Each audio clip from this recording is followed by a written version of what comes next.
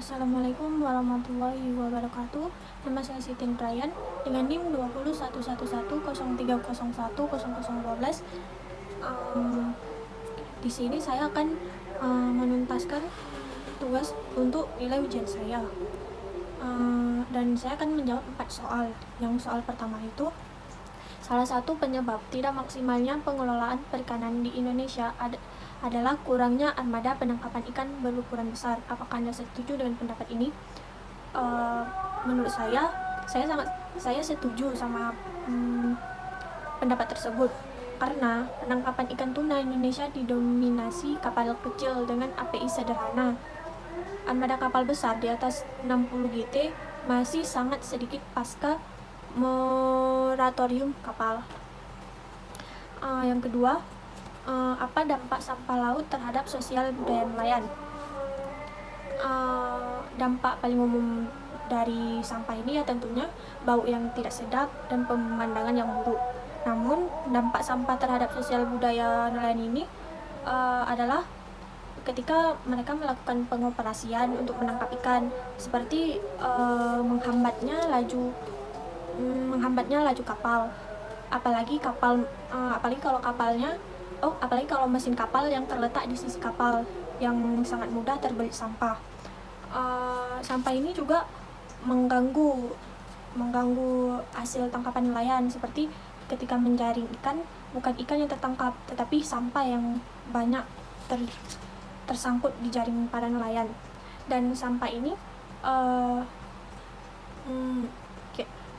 mengancam mata pencaharian para nelayan, karena sampah ini membuat biota laut ini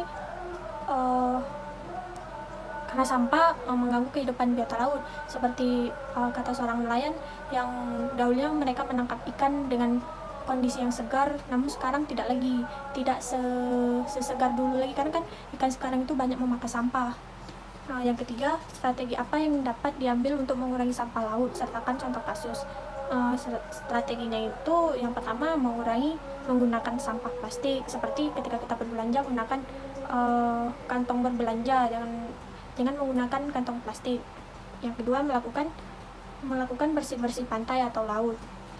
Contoh kasusnya seperti berdasarkan kombinasi metodologi estimasi sampah laut antara HPAP atau kebocoran sampah plastik ke badan air,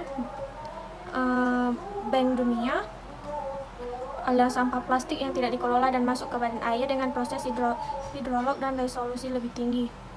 Didapatkan angka 0,65 juta ton, NPAP 0,68 sampai 0,86 juta ton Bank Dunia, sehingga para pemerintah ini menetapkan 5 strategi penanganan sampah laut.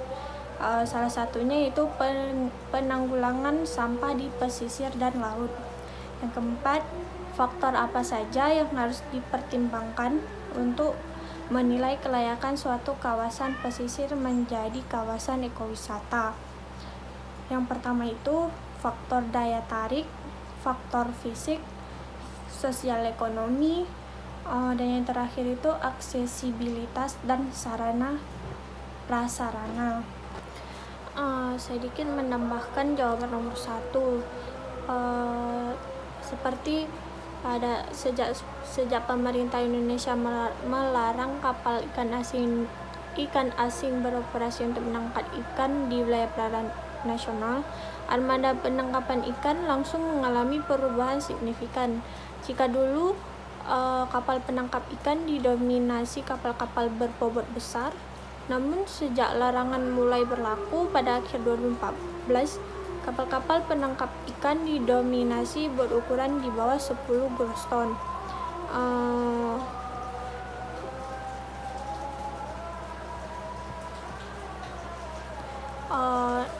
Namun sebenarnya pengelolaan perikanan di Indonesia tidak hanya disebabkan oleh kurangnya armada penangkapan ikan berukuran besar, namun dikarenakan juga oleh para nelayan-nelayan yang masih menggunakan alat penangkap ikan yang tradisional, sehingga di Indonesia ini banyak nelayan yang menggunakan kapal-kapal kecil. Sekian dari saya, lebih kurang saya mohon maaf. Assalamualaikum warahmatullahi wabarakatuh.